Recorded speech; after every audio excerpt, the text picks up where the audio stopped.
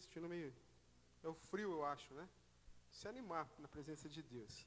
Queridos, glória a Deus, obrigado mais uma vez ao Elton e a toda a galera pelo convite. Meu nome é Alexandro, acredito, eu tenho nome, embora mais conhecido por Lolinho, nem minha mãe sabe meu nome mais. E nós estamos aqui, sou apenas um servo do Senhor, e Deus tem dado a oportunidade da gente compartilhar a palavra do Senhor. E eu gostaria nessa noite de novo estar compartilhando a palavra de Deus. Deus tem dado um direcionamento para nós, um distrito, um tema. E eu tenho visitado algumas igrejas do nosso distrito e a gente tem levado essa mensagem para que realmente a gente possa crescer de alguma maneira, né? Vou ser bem breve, irmãos, né? Quem me conhece sabe que eu falo mais rápido que locutor de cavalo de corrida. Mas presta atenção, fica ligado nesses minutinhos e não se percam, tá? Rapidinho, gostaria que vocês prestassem atenção nessa hora, em nome de Jesus. Amo essa igreja, amo estar com vocês, família abençoada, pastora Sheila, o Elton, o Evandro, toda a galera, né? Mais que abençoado. Igreja de poder, igreja de milagres. Ana Flávia está desencalhando. Deus é bom, fiel, Ele existe, aprova. Ateus, falem alguma coisa aí, né? E nós estamos aqui, irmãos, para compartilhar a palavra de Deus. Eu fico feliz mesmo de estar aqui, me sinto muito à vontade com a igreja de Colombo. Estava me lembrando da última vez que eu vim aqui, foi no começo da pandemia.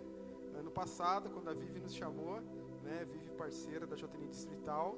E a gente veio fazer uma mensagem, estava começando os cultos online, a gente não sabia muito como funcionava, e nós fizemos aqui em Colômbia, usamos no distrito, né, também aqui na transmissão, e eu falava, acho que foi em março ou abril do ano passado, eu falava, fica susse que vai passar logo esse negócio, daqui a pouco a gente está todo mundo junto, reunido, e não deu certo, ainda bem que eu não sou profeta, senão estava falido, né?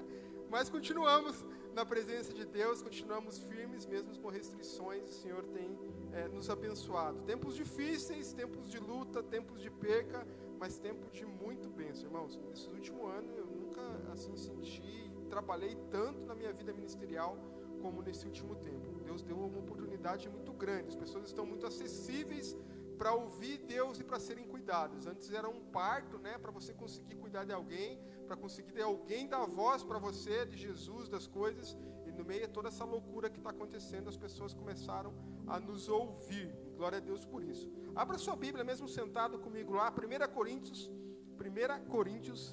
capítulo, até PowerPoint, estou muito chique, pastora Sheila. 1 Coríntios, capítulo 3, capítulo 3, versículo 16 e 17. Presta muita atenção nesses versículos, apenas 2 nós vamos comentar sobre eles, mas é bem interessante o que esse versículo, o que esse tema nos traz. 1 Coríntios, capítulo 3, versículo 16 e 17. Vou esperar os irmãos achar e vamos ler juntos. Tinha um copo que colocaram aqui, o Elton babou. Chegou o irmão para me ajudar. Deus abençoe, querido. 1 Coríntios, capítulo 3, 16 e 17, amém? Irmãos, eu pregava antes, eu estava falando para o Elton, eu fazia um monte de piadinha, o pessoal gostava de mim, eu era um querido, né? Eu estou chato demais, eu não sei mais fazer piada, eu começo a exortar a galera, estou ficando quase igual o Márcio veio aqui esses dias, né? Deu piti, né? Eu via o negócio assim, dando de dedo em vocês. Eu não sou tão chato quanto a ele, mas eu estou ficando velho, gente, então me perdoe a minha chatice. A palavra do Senhor diz assim, versículo 16, não sabeis que sois santuários de Deus, que seu Espírito habita em vós? Versículo 17, se alguma pessoa destruir o santuário de Deus, este o destruirá, pois o santuário de Deus, que sois vós, é sagrado. Amém? Fecha o teu olho mais uma vez, curva a sua cabeça. Deus, em nome de Jesus, eis a Tua palavra que foi lida e Tua palavra que nos garante que ela nunca volta vazia. Nós pedimos, meu Deus, que nessa noite, Pai, nós já louvamos, nós já cantamos, nós já, ó Pai, lemos a Tua palavra também, Pai, nós ofertamos, dizimamos, cantamos, adoramos, ó Deus, fomos tocados pela peça teatral, mas nós queremos mais uma vez agora ser tocados pela Tua palavra, Senhor. Fala conosco, Pai, não permita que saiamos daqui como entramos, mas possamos sair daqui edificados, renovados, melhorados, transformados pela Tua palavra, Pai, em nome de Jesus, amém. Queridos, nós lemos aqui um versículo que fala que nós somos o templo do Espírito Santo. E é sobre isso que eu queria falar. O título da mensagem está lá, ó, Templos do século 21. Né? O que acontece com esse lance de templo para nós entendermos? Vou explicar rapidamente aqui como que funcionava a situação lá no Velho Testamento. No Velho Testamento, a presença de Deus ela não era para todos. Apenas algumas pessoas tinham o privilégio de falar tete a tete com Deus. Então as pessoas eram reis, eram sacerdotes, eram profetas, pessoas separadas por Deus, que podiam ter e ouvir e sentir a presença de Deus. No deserto, quando o povo estava lá, rumo à terra prometida, eles construíram um negócio chamado tabernáculo, de tenda, que era uma espécie de uma igreja que ficava andando. O pessoal estava andando, então não era uma construção, né? Eram de tendas, era de pano, de tecido, e o pessoal caminhava com esse templo, e a presença de Deus ia nesse templo. Após muito tempo eles chegarem à terra prometida, eles constroem um templo, que a gente conhece como o Templo de Salomão. A palavra de Deus diz que a glória do Senhor habitava aquele templo. As pessoas podiam ver, sentir e ouvir Deus no templo. Porém, apenas algumas pessoas podiam sim tocar ali, entrar ali, sentir algo mais forte, tete a tete do lado de Deus. A Bíblia diz que o templo era separado, e a última repartição do templo se chamava Santo dos Santos. É ali que o Espírito Santo de Deus descia e consumia o sacrifício, e ali as pessoas realmente que entravam naquele Santo dos Santos podiam ter uma presença de Deus palpável. Eles viam Deus, eles sentiam Deus, eles ouviam Deus dentro do Santo dos Santos. Porém, dentro dos Santos só podia entrar o sumo sacerdote.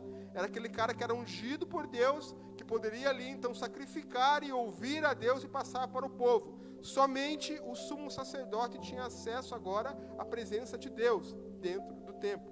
O povo ficava fora, os gentios, o povo israelita ficava mais perto, os levitas ficavam um pouquinho mais perto, os sacerdotes quase no Santo dos Santos, e dentro dos Santos, apenas o sumo sacerdote. E o negócio era tão sério, irmãos, que para esse cara, o sumo sacerdote, chegar na presença de Deus, ele não podia ter pecado. Porque se ele tivesse pecado, ele ia morrer. Então a roupa do cara, Deus mandou fazer uma roupa diferente para ele, cheia de sininhos. Então a roupa dele, quando ele andava, fazia lá, blém, blém, blém, blém, parecia um bezerrinho, sabe? Ele ia lá, entrava com aquele bagulho, blém, blém, blém, blém, blém, uma corda amarrado na sua cintura, e ele entrava para sacrificar. E começava a andar, né? E ali a glória de Deus aparecia, consumia o sacrifício e ele voltava. E algumas vezes ele começava a andar e aquele sininho estava lá, blém, blém, blém, blém, blém, daqui a pouco o sininho parava e ouvia um barulho mais ou menos assim, pá! Estava em pecado, caía morto. Tinha uma corda na barriga, quando eu falei para vocês, na cintura, puxava o corpo do sumo sacerdote e vamos orar a Deus para o sucessor assumir. E assim era a presença de Deus no Velho Testamento. O templo, as pessoas tinham que ir até o templo para ver, sentir Deus, e alguém ter uma experiência com Deus e falar para as pessoas. E o templo era muito grande. O que acontece hoje, irmãos, como nós cristãos, como a palavra de Deus diz aqui, Paulo escrevendo ao Coríntios, hoje ele não existe mais o templo.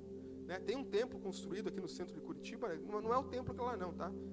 É um negócio grande e bonito, mas não tem nada a ver. Tem um templo de Salomão também em São Paulo, também não é o templo não existe mais, o templo de Salomão foi destruído. Só vai ser reconstruído quando Jesus estiver chegando, né? Esse Apocalipse é outro assunto. Mas aqui Corinto, Paulo falando para a igreja de Corinto, ele fala que nós somos o templo do Espírito Santo. A palavra de Deus diz, e nós cantamos, que nós jamais saberíamos o valor do pecado que Jesus pagou para nós numa cruz. A Bíblia fala que quando Jesus morreu, quando Jesus ele está ali naquela cruz, e ele então se desfalece, a palavra de Deus diz que o véu do templo, esse véu era o que separava o santo dos santos. Lembra que eu falei? Somente o sumo sacerdote podia passar. A palavra de Deus diz que esse véu rasgou de cima para baixo, mostrando que não é homem rasgando, mas sim Deus rasgando agora o véu de cima para baixo, e você tinha acesso então ao santo dos santos, o véu foi rasgado. Hoje nós não precisamos mais, irmãos, de pastores para ouvir a Deus. Os pastores são necessários, são bênçãos, são um deles. Né? Ouçam os seus pastores, obedeçam os seus pastores, mas tenham as suas próprias experiências com Deus. O véu foi rasgado, você não precisa nem de sininho mais. Você não vai morrer se estiver em pecado também. Você pode chegar até Ele e pedir perdão, e Deus vai te perdoar, porque Ele pagou já o preço do teu pecado.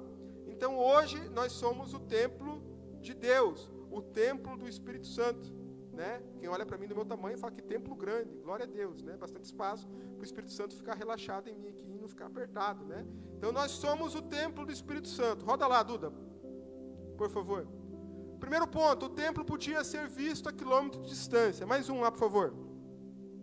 Galera, o templo, lá, ele era aqui é a foto atual de Jerusalém, a foto está meio zoada, né? Não está muito bonita. E agora tem uma mesquita lá, tá nesse aspecto aqui, lá em Jerusalém. O templo ficava, assim, a Bíblia diz que quando Jesus estiver voltando, né, quando acontecer lá a questão da volta de Jesus, o templo vai ser reerguido novamente. Então eles fizeram uma mesquita, os muçulmanos, aonde que era o templo. Também, né, o inimigo nosso, né, ele quer dificultar as coisas. Mas eles não foram muito espertos, segundo estudos, eles erraram ali a metragem e o templo vai ficar do lado. Então não vai precisar nem destruir a sinagoga. Mas enfim, é outro assunto. Roda lá, Duda. Esse seria mais ou menos o templo da época. Gigante, né? Muito grande. Ele tem mais ou menos ali a altura de um prédio de 16 andares, mais ou menos a altura de 2 Cristo Redentor. Não sei se já foram para o Rio de Janeiro, quem foi, a estátua é bem grande, dá mais ou menos uns 2 Cristo Redentor. O que eu quero dizer com isso aqui? De longe as pessoas viam o templo, irmãos. Muito de longe, as pessoas estavam caminhando em outras cidades, elas olhavam para Jerusalém e viam o templo lá. Elas estavam do outro lado do monte, quando elas passavam o monte, a primeira coisa que elas viam o templo. O que eu quero dizer com isso, irmãos? O templo era visto. As pessoas podiam enxergar o templo. As pessoas chegavam e olhavam aquilo lá e falavam que maravilha, a presença de Deus habita naquele lugar, porque o templo era visto. Agora, como eu falei, o templo, meus irmãos, ele não existe mais, certo? O templo de Salomão ele foi derrubado. E hoje nós somos o templo de Deus. Isso quer dizer o quê? As pessoas precisam enxergar em nós a glória de Deus. Por isso que Deus nos chamou, meus queridos. Por isso que Jesus morreu numa cruz, para que nós tenhamos livre acesso a Ele. Agora nós somos o templo do Espírito Santo. E quando as pessoas olharem para nós, as pessoas têm que ver Deus. Daquela maneira lá, gigantona. As pessoas olhassem, pô, lá vai um crente, lá vai um servo de Deus. O termo crente, eu gosto desse termo, já falei algumas vezes, quem anda comigo sabe disso. Né? É um negócio meio cafona, né? A galera fala que sou gospel, sou evangélico, né? O correto é cristão. Mas eu gosto do termo crente, porque quando fala crente, me lembra aquele cara que lê a Bíblia, me lembra aquela mulher que é consagrada, que é do jejum, que é da oração. Eu gosto dessas pessoas, sabe? Estou longe de chegar nisso, mas estamos caminhando. Então a gente tem que ser crente verdadeiro. Tem que ser um templo visto. Quando as pessoas olharem para nós, as pessoas têm que ver a presença de Deus em nós. Amém? Pula lá, Duda. Segundo, o templo era uma casa de oração. Né? Em Isaías, em Salmos e também em Romanos e Mateus, fala que a casa de Deus era conhecida pela casa de oração. Meus queridos, nós estamos vivendo um tempo onde tudo pode, né? Nas igrejas. Um momento onde o temor ficou para trás. Há um entretenimento, há uma magia, há música bonita, há teatro, há palavras que falam do nosso ser, que é legal, mas a prioridade das nossas vidas é nós termos relacionamento com Deus. Vocês entendem isso? Não tem por que eu ser cristão, irmãos, não tem por que eu ser chamado evangélico, cristão, crente, seja lá o que for, não tem por que eu vir numa igreja e não tenho contato com Deus. Não tem como eu ser isso, e eu só faço isso através da oração. Então, um templo de Deus tem que ser conhecido como casa de oração. Nós precisamos ter vida de oração. Jovens, adolescentes, nós precisamos conversar com Deus. Não adianta a gente vir para a igreja, se arrumar, assistir o culto, erguer minha mãozinha, e daí sair se eu não tenho relacionamento com Deus. Não adianta nem eu ler a Bíblia e estudar se eu não tiver oração, se eu não ter o contato com Ele. O nosso relacionamento com Deus é através da oração. E o templo era considerado casa de oração. Logo, nós precisamos ser essa casa de oração. Nós precisamos ter essa vida com Deus para que o Senhor realmente trabalhe conosco, em nome de Jesus. Estão entendendo? Amém? Glória a Deus. Pula lá mais um lá para nós, Duda.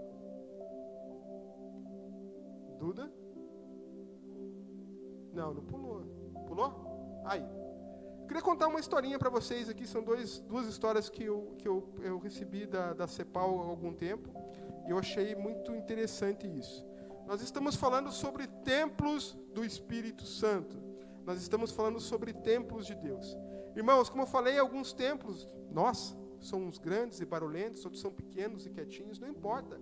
não importa o teu modo de falar, não importa o teu modo de agir, não importa o teu modo de adorar a Deus. Eu sou um cara muito tímido, sou muito tímido, né? Aqui na frente a gente solta um pouco, mas eu sou muito tímido, eu não tenho aquele perfil. Eu gostaria muito de ser mais pentecostal, eu gostaria de pregar como os assembleanos, rodar no manto, pular e girar aqui e ficar bem louco. Eu acho isso muito massa, né? Tipo o pastor Michel, mas não rola, parece um presbiteriano pregando, né?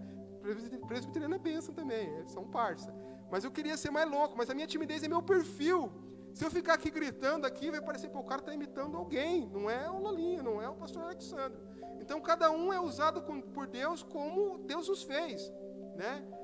Às vezes as pessoas assim, nossa, esse cara é tão usado por Deus porque ele dá uns glória a Deus, aleluia. E às vezes a vida da pessoa não é aquilo que ela fala na igreja. Ela dá um glória a Deus alto, mas atrás está tudo pecado, está tudo errando. Enquanto o quietinho que está no cantinho no banco é uma bênção. Por quê? Perfil, irmão. Né? Então fica à vontade. Se você tem um perfil malucão de gritar, rodar, girar no manto, glória a Deus, não se segura. Né? A igreja do Nazareno durante muito tempo teve essa, né, década de 90, quem é mais velho aqui, no início dos anos 2000 foi reprimido. Não podia, né, Vivi, né, rodar no sapatinho. Não, hoje nós somos livres, galera. Tenha liberdade. Se Deus te deu o dom, aproveita e usa em nome de Jesus. Suécia, queridos, país da Europa, hiperdesenvolvido, um dos índices maiores que tem de questão de vida social. Lá eles são um povo muito ateu hoje. Índice de suicídio um dos maiores do mundo, junto com a Suécia.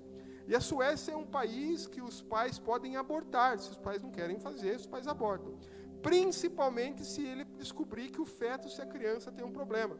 Então lá as pessoas especiais, elas não crescem, porque os pais decidem abortar antes de nascer, porque acham que vai dar muito trabalho, não vai ser bênção para a minha vida.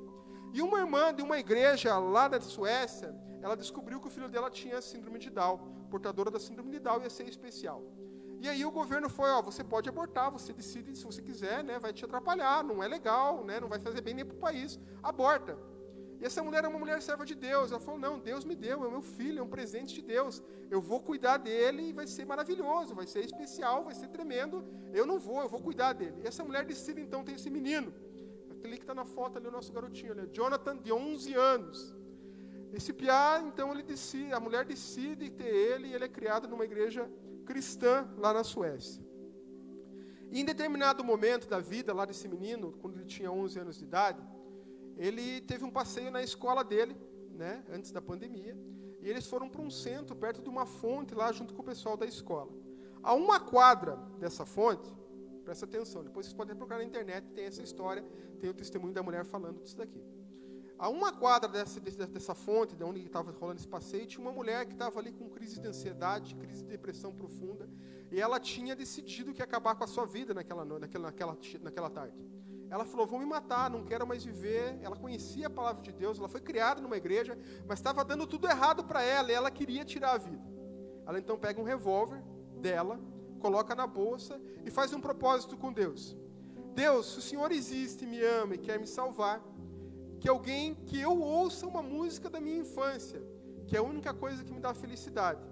Que era uma música que falava sobre jardim com rosas amarelas, flores lindas num jardim com rosas amarelas, alguma coisa assim. Só que essa música, gente, não existia. A mulher não sabe se a mãe dela inventou, porque, né, as mães têm essas pilas de cantar música, né? Eu sei que a Rosana cantava umas músicas para Priscila lá, meio compositora, né? Que não existe, é a criação da mãe. Acho que toda mãe aqui, não sei se vocês fazem isso ainda, mas as mães estão inspiradas, às vezes, né, começa a cantar. E essa mulher fez essa música, provavelmente. Porque até então ela não sabe, nunca viu gravação, nunca ouviu nada. E ela queria ouvir essa música. E ela sai então do prédio dela, desce do elevador e vai no sentido da fonte, para tirar a sua vida ali naquela fonte e dar um tiro nela, que ela queria morrer, ela estava desesperada. Acontece que nesse passeio de escola que eu falei para vocês, esse menino Jonathan, junto com a sua turma, ele está andando perto da fonte, de repente ele sai correndo, sai do grupo dos professores, a mulher que cuidava dele ali, né, a tutora não conseguia segurar, ele sai correndo, sobe em cima da fonte e ele começa a cantar uma música. Rosas amarelas, flores amarelas no jardim. Rosas amarelas, flores amarelas num lindo jardim. Rosas amarelas, flores amarelas. A mulher então ouve aquela criança cantando, ela se ajoelha, joga a arma no chão, começa a pedir perdão para Deus. E essa mulher então tem um reencontro de novo com Deus, e Deus salvou a vida dela através desse menininho, Jonathan, de 11 anos. Alguém que poderia não ter nascido. E a mãe dele então vai e pergunta, meu filho, como é que você aprendeu essa música? Da onde que você tirou essa ideia? Qual que é o propósito disso? Quem que te ensinou a cantar? Eu não sei, mãe. Jesus chegou do meu lado e falou, eu vou cantar uma música e você repete lá em cima da fonte. Eu fui seguindo Jesus e fiz isso. Irmãos, não importa o tipo do templo que você é, você está entendendo a mensagem? Nós somos templos de Deus, nós temos que estar absorvendo, ouvindo a voz de Deus. Uma criança de 11 anos, com deficiências, com problemas ali, para conseguir entendimento de algumas coisas, é totalmente usada por Deus, para ser instrumento na vida de uma pessoa. Templos do século 21. Muda de slide lá, Duda. Esse chamado cara aí chamado Nanda, é um homem, né? Anda, indiano. Lá na Índia, ano de 2019, antes da pandemia também, o casal de missionário aqui do Brasil vai fazer missões na Índia. E eles chegando lá, todo animado, todo, né, sem experiência nenhuma em missões, recém-casados, não conhecia a Índia, não conhecia o campo, não tinha muita experiência, e foram com a cara e com a coragem, com a vontade de fazer missões, porque eles entenderam que o tempo para eles era na Índia. E eles chegam lá e começam a orar, e começam a tentar fazer estudo bíblico, não conseguem resultado nenhum. As pessoas lá desmereciam ele, porque na Índia tem muitos deuses, né? Cada lugar tem um deus diferente lá, muitas religiões, e eles não conseguiam nada. E eles começam a ficar desacreditados, falando, por que nós viemos nesse lugar? Né? Não era para nós estar aqui na Índia, era para nós estar no Brasil, trabalhando, fazendo a obra de Deus, e nós viemos aqui de teimosos. Acontece que eles estão morando num vilarejo, numa cidade muito rural, lá da Índia, onde tinha um monte de bruxo, um monte, né? Lá, como eu falei, tem várias religiões, além do Islã, tem muitas religiões lá. Eles estavam no vilarejo, tentando fazer a obra de Deus e não conseguiam. Esse cara, esse Nanda, estava trabalhando, e caiu uma peça do trator, aquela parte de cima do trator, sabe? Aquela, sei lá como é o nome, que é aquela concha da frente lá. Cai nas pernas do maluco aqui, do Nanda, e mói as pernas dele. A família sai correndo com ele para dentro da casa e começam a clamar, a pedir. Vem médico lá, vem curandeiro e fala, Nanda ou vai morrer ou vai ficar paralítico, porque as pernas dele amassaram, literalmente. Então chama lá um pai de santo, chama lá um bruxo, chama lá um curandeiro, chama lá não sei quem, chama lá um animal, e ninguém consegue curar Nanda. Até que o prefeito da cidade sabe que tem um casal de missionário cristão. Eles vão lá e chamam esse casal de missionário cristão. Queridões, o negócio é o seguinte, vocês estão na Índia já faz muito tempo, vocês estão querendo evangelizar, eu deixei, mas aqui eu já vi muitos milagres, e vocês nunca fizeram nada. Então o negócio é o seguinte, vocês vão lá orar pelo Nanda, que é um funcionário que quebrou as pernas, está moída a perna dele lá, ou ele vai morrer ou vai ficar numa cadeira de roda. Se esse cara for curado, vocês podem continuar fazendo a obra do seu Deus. Se vocês não conseguirem, vocês vão ser presos, e vão ficar um bom tempo aqui. E aí bate o desespero neles, porque eles já estavam, né, eles não tinham experiência nenhuma, eles não eram a galera do reteté, eles não eram a galera dos milagres, eles nunca oraram para alguém foi curado, eles começam a chorar e falam, e agora, o que vai acontecer? A mulher já desesperada, o rapaz desesperado, vamos fugir, vamos correr, a gente pode ir aqui pelo atalho, vai pelo carreiro, vamos sumir do mapa, senão nós vamos ser presos. E a mulher ouve a voz de Deus. Eu chamei vocês para a Índia com propósito. Não é vocês que curam, não é vocês que têm poder. Vai lá e ora pelo menino. E eles vão lá com muito medo e começam a pedir, na verdade, segundo o relato deles, eles falam que eles nem oraram pelo menino. Eles estavam orando lá, falaram, Deus, não deixa eu ser preso. Toca no coração do prefeito para não prender eu. Esse cara vai morrer, não tem o que fazer aqui. E nisso diz que a perna do Nanda começa a mexer. Estava tudo amassado, começou a carne ali movimentar. E esse cara está andando aí, gente. E foi curado por uma oração que nem era para ele, na verdade. Mas eles foram um templo de Deus. Vocês estão entendendo? Não somos nós, irmãos.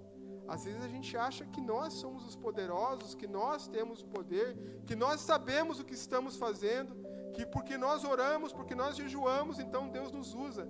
Não é nós, é Deus. Eu acredito, meus irmãos, que essa pandemia infelizmente não acabou. E por que não acabou? Porque muitos dos crentes, muitos dos pastores iriam achar que eles estavam curando, que eles eram bons, que eles tinham unção da cura, que eles podiam orar e as pessoas seriam libertas, que o vírus ia sair, que a igreja tal, aconteceu um milagre, e quando orou, fez um propósito, o vírus acabou. Eu tenho certeza absoluta, conhecendo o nosso povo, a gente se ia achar superior às outras pessoas. A gente ia falar, nossa, nosso Deus, a minha igreja, o meu pastor orou e a pandemia acabou, vocês têm que vir comigo. Irmãos, não é o pastor, não é a igreja, não somos nós, é Deus. É Deus as nossas vidas. Essa semana foi uma semana muito turbulenta, né? Minha filha está com uma enfermidade, está dodói. E a noite inteira, a semana inteira do noite, dormindo muito mal, correndo com o médico e tudo mais, até não veio porque está em casa, a Rosana está cuidando dela e nos deixa bem apreensivo. Perdemos um grande amigo na quinta-feira, muitos de vocês conheciam o Josué, né, um grande cara de Deus, né, fez seminário comigo, com a pastora, um cara que deixou um legado gigantesco, muito, muito próximo meu, e me abalou, irmãos. Quando esse cara morreu, eu senti assim, uma tristeza muito grande, eu fiquei muito mal na quinta-feira à noite, porque a gente andava muito junto e a gente tinha uns planos recentes aí para fazer algumas coisas em conjunto, né, estava agendando para eu ir lá, ele ia na nossa igreja, e de repente o cara morreu. E eu falei, o cara está no auge dele. O cara estava pastoreando uma igreja de Moreira Tamandaré, cuidando de ministérios de arte na IBB, que vocês conhecem, a Batista Bacatiri, né? Milhares de pessoas. Hoje teve um culto de agradecimento, né? De ação de graça pela vida dele, coisa linda, coisa de cara grande, coisa de pessoas importantes. E eu comecei a me lembrar quando Josué chegou na nossa igreja. Josué chegou falido, despejado, divorciado, arrebentado. Ninguém, talvez, em sã consciência, ia dar moral para aquele cara. Um cara falador, cheio de querer, pancoso. E de repente ele chega para a nossa igreja, os nossos pastores resolvem cuidar desse cara. E ele aceita ser cuidado. Né? Ele é restabelecido nas suas finanças, é restabelecido na sua família, ele casa com a mulher novamente, né, que estava separado, ele volta então para a igreja que ele estava, ele faz seminário conosco, se forma em teologia, e hoje morreu um pastor, um grande homem de Deus, fruto de uma igreja que acreditou, irmãos. Fruto de uma igreja que acreditou em alguém. Hoje eu vendo tantos milagres, estava conversando com o pastor Michel, as pessoas testemunhando, tantas pessoas que aceitaram a Jesus e foram ali abençoadas pela vida dele, e nós lembramos como ele chegou, porque nós acreditamos na vida daquele cara. Igreja, nosso papel não é julgar, nosso papel não é separar, nosso papel é ajudar, cuidar. Nós somos templos de Deus, e nós precisamos realmente refletir a glória de Deus. Muda lá, Duda, acho que é o último, né? Queridos, para nós encerrarmos, que tipo de templo nós temos? Sido. As pessoas estão vendo Jesus nas nossas vidas? As pessoas estão olhando para nós e enxergando Deus? Ou nós precisamos fazer alguma coisa para que a pessoa descubra que a gente é crente? Eu trabalho na empresa e eu aprendi muito cedo que no trabalho nós somos pagos para trabalhar. Né? Nós temos que trabalhar lá. Nós não somos pagos para falar de Deus, para evangelizar ou coisa parecida. Mas a Bíblia também fala que nós temos que pregar em todo o tempo. Então o nosso trabalho tem que ser bem feito para que as pessoas vejam a glória de Deus, mesmo sem falar, mesmo sem eu comentar, que as pessoas possam ver Deus na minha vida. E tem sido assim, ele tem sido uma bênção no meu trabalho. Estou 16 anos no mesmo lugar, trabalho aqui em Colombo, é uma viagem para mim, moro lá no Xaxim. E é uma bênção porque Deus tem feito grandes coisas ali, irmãos, sem eu pregar. As pessoas chegam perto de mim conversando, às vezes soltam um palavrão, eles olham para mim, perdão, Alex. Está perdoado, né? Daqui a pouco acontece alguma coisa assim, Alex, ora por tal fulano. Tempo atrás ensinou o almoxarifado lá e a menina falou, Alex, por favor, tem como você parar aqui e orar pelo almoxarifado, que está muito tenso, está muito pesado aqui o ambiente. Eu falei, não vou parar aqui, o pessoal está trabalhando, como é que eu vou orar aqui? Ele falou, não é assim que funciona. Mas eu vou orar, fica frio, eu vou falar com o diretor, se ele deixar, a gente desce aqui. E daí teve uma reunião, nós oramos tudo em conjunto. Sem falar. As pessoas têm que ver Deus em nossas vidas, irmãos. Se as pessoas não veem Deus na sua vida, tem alguma coisa errada com esse templo. O segundo ponto, nós temos que ser o templo reconhecido por casa de oração. Se você não ora, você está com defeito, você não está cumprindo a missão. E o terceiro ponto ali, irmãos, devemos manifestar a glória de Deus. Não é nós. Não se ache o bom. Não se ache o top. Nós não somos nada, irmãos. Né, ouvindo louvor aqui, que maravilhoso, né? Com a voz da menina, da irmã lá, que coisa mais linda. Olhei para o outro e falei, cara, o que vocês acharam, né? Ele falou, era da outra igreja, a gente roubou. E aí, que bênção, glória a Deus, Elton, parabéns. Um bom roubo. Uma bênção, né? Que voz maravilhosa, com técnica, que coisa bonita. Mas tem que ser para Deus, senão vai ser só música, não vai acontecer nada, vai entreter. Nós precisamos manifestar a glória de Deus. Deus nos deu um tempo para a JNI distrital esse ano, irmãos, para que nós, primeiramente, vamos buscar o reino de Deus. Mateus 6,33, ele fala assim, buscai primeiro o reino de Deus e a sua justiça, e todas as demais coisas vos serão acrescentadas. Todas. Às vezes a gente fica correndo atrás de fazer um monte de coisa, para Deus até. Vou fazer cantina, vou fazer teatro, vou cantar, vou tocar. Irmãos, isso é bênção, eu faço, eu sou meio louco, sou ativista total, junto com a pastora Sheila, é nós, mas é para a glória de Deus, é para o reino. Não é para nós aparecermos, não é para eu ficar conhecido, é para que o nome de Deus seja manifestado. Primeiro o reino, irmãos. E a parte B do versículo fala: todas as demais coisas os serão acrescentadas. E é isso que eu queria deixar para vocês nessa noite. Que nós fôssemos esse templo de Deus, que as pessoas veem Deus nas nossas vidas, que a gente tenha vida de oração e que tudo que a gente for fazer manifeste a glória de Deus. Como nós conseguimos isso? Buscando primeiro o reino de Deus. Fazendo isso, irmãos, todas as coisas são acrescentadas. Amém? Glória a Deus. Deu para entender? Captaram? Fica de pé então em nome de Jesus. Gente, muito simples a palavra. E eu falei que eu tive muitas experiências com Deus essa semana. Muitas experiências ruins e muitas experiências boas. E quando nós temos experiência com Deus, é comum nós estarmos estudando a palavra de Deus e Deus nos dá muita mensagem. E eu tinha preparado algumas coisas diferentes daquilo que eu estou vivendo, mas eu senti forte de Deus de comunicar de novo essa palavra, né? Algo que a gente tem falado no distrito, para que Colombo também encaixe nessa visão. Como eu falei, eu amo vocês, eu amo essa igreja. Esse tempo atrás, o pastor Roberto, ele perguntou: Lolinho, eu preciso de uma igreja que o ministério de jovens seja bom. Qual que é a referência? Eu falei: Colombo, cara. Tem a Vivi, tem o Elton lá, que faz um trabalho excelente. Vocês fazem um trabalho excelente. Mas coloque isso no coração de vocês como meta, né, para esse período. Buscai primeiro o reino de Deus. Vamos buscar primeiro o reino de Deus e todas as demais coisas serão acrescentadas em nome de Jesus. Feche teu olho, curva a sua cabeça em nome de Jesus. Eu gostaria de interceder por você e com você. Eu não sei como você se chegou nessa noite. Eu não sei como que você está aqui, se está feliz, se está alegre, se está frustrado.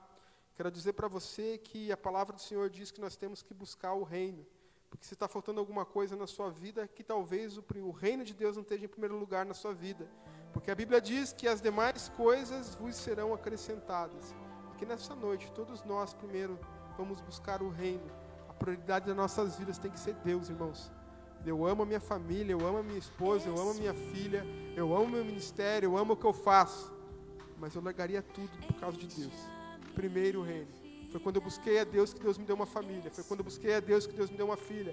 Foi quando eu busquei a Deus que Deus me deu um trabalho. Foi quando eu busquei a Deus que Deus me deu um ministério.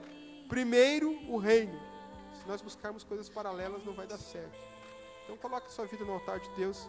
Coloca a vida tua agora diante do Senhor e que nós possamos buscar primeiro o reino em nome de Jesus.